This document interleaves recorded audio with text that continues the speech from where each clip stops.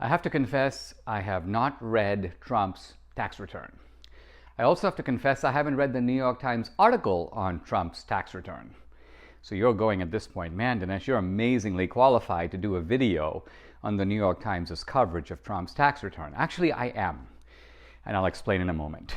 The Times did this big, shocking expose, their shock of the day, if you will, picked up by all these other media outlets, basically showing that in 1 year, Trump paid hardly anything in taxes. Now, I'm sure this was kind of an embarrassment for some of these really smart guys at the Times. They think they're so smart. They think they're smarter than Trump. And now they discover they've been paying more taxes than Trump. How smart are they really? Isn't he a little smarter than they are if he can figure out how to pay less than they did? But of course, the whole thing is a ruse. I call it the argumentum ad ignorantium, which is the argument that relies on the ignorance of the audience. We're going to begin with a bombshell report apparently revealing a sharp discrepancy between the president's public image and his private practices in business here in New York. The New York Times has obtained data from the tax records that he spent years trying to conceal. It shows that he's paid almost no federal income taxes recently, just $750 in 2016 and 2017, and nothing at all in 10 out of the 15 years before that. Now, the truth is, anyone who knows about entrepreneurs, knows about corporate tax returns, knows that this is a fluctuating business. There's depreciation, there are assets acquired, there are assets sold, there are business losses.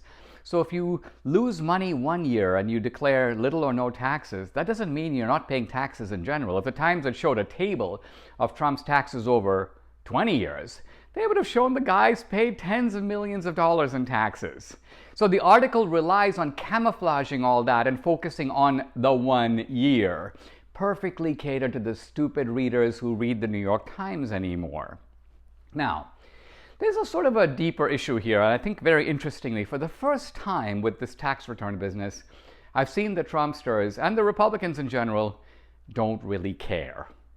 They respond not with indignation, but with bemusement.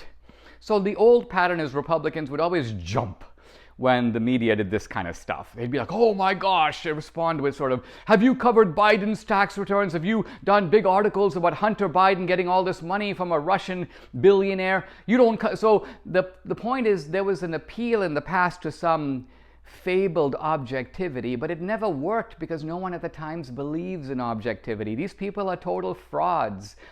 You can't hold them to a higher standard because they have no higher standard. So let's stop doing this. Let's just respond with the guffaw, with ridicule, with bemusement. And that's what I'm seeing with the Trump tax return. It's like, I don't have to read it. I don't care what you people say. Blah, blah, blah. We're going to respond as if nothing happened.